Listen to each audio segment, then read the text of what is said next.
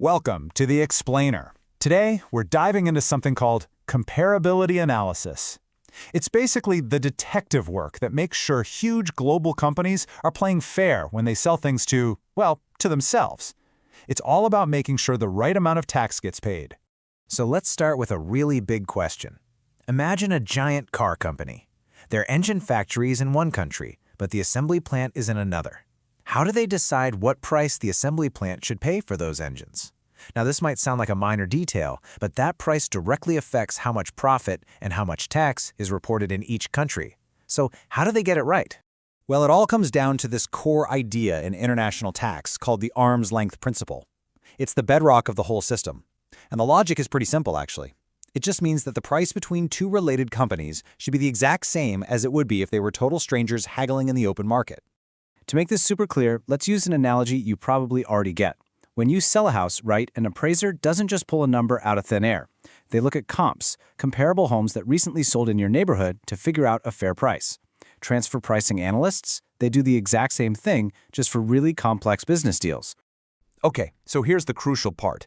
Tax authorities all over the world need to be absolutely sure these internal deals, these controlled transactions, are priced fairly. Why? Because this prevents companies from artificially moving their profits to countries with lower taxes. It makes sure they pay their fair share where the real economic work is actually happening. And that, right there, is the million-dollar question. Finding a comp for a three-bedroom house is one thing.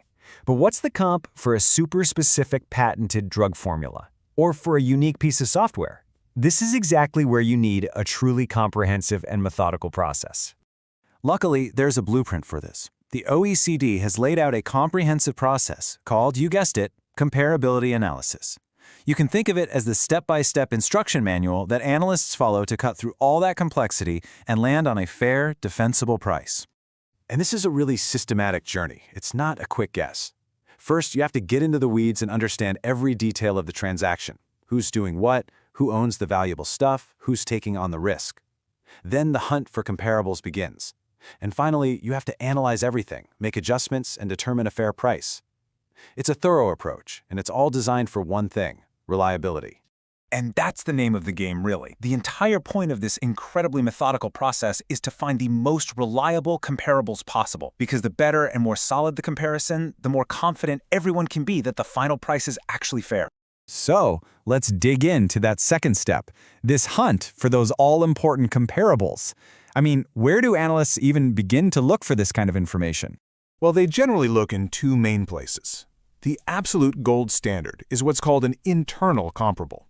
This is when a company sells the exact same product to both its own subsidiary and a totally independent company. The data there is perfect, making it the most reliable evidence you can get. But it's pretty rare. So more often, analysts are on the hunt for external comparables, similar deals between two completely unrelated companies that they find in big commercial databases. But you know, this hunt is not a walk in the park. It's got some real practical limits. Those databases are great, but they rely on public info, which just isn't available in every country. Sometimes the data's too high level, and you have to think really hard about whether a company in Germany is truly comparable to one in Japan, for example, given how different their markets are. So an analyst's quest almost never leads to a perfect identical match. And this is where the real skill comes into play. It's why this next step, making adjustments, is so absolutely critical. Let's go back to our house appraiser. If a comp house has a brand new renovated kitchen and yours doesn't, they're going to adjust the price for that, right? It's the same thing here.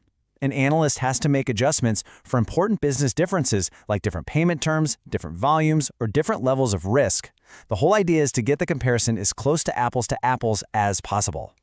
And this right here is the golden rule. You don't just make adjustments for fun. You only, and I mean only, do it if it's actually going to make the comparison more reliable. It's all about improving the quality and the accuracy of the final result, not just adding layers of complexity. So because of all these complexities and all these little adjustments, the analysis usually doesn't end with a single magic number. Instead, you get what's called the arm's length range. The source material is very clear on this. Transfer pricing is not an exact science. So rather than one right price, you get a range of acceptable prices that are all considered equally fair. Okay, take a look at this. Let's make it visual. Imagine we're looking at the profit margins of our comparable companies. They establish a reliable range of, say, between 5.5% and 7.0% profit. But look, our company's internal deal is way up at 9.5%.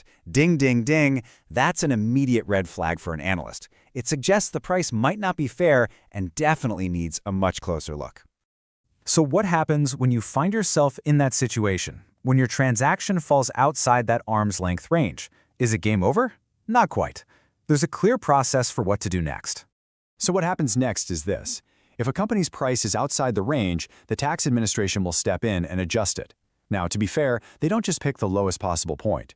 Often they'll adjust the price to a point in the middle of the range, like the median, to account for any minor, lingering differences. So when you zoom out, you can see that this entire comprehensive analysis is about so much more than just one company's tax bill. It's a transparent, verifiable method that ensures fairness between countries. It helps companies manage massive financial risks, and ultimately, it helps uphold the integrity of the entire global financial system. And we'll leave you with a final thought to chew on. In a world of such unique businesses and mind-bogglingly complex supply chains, this constant search for fairness is a delicate balancing act.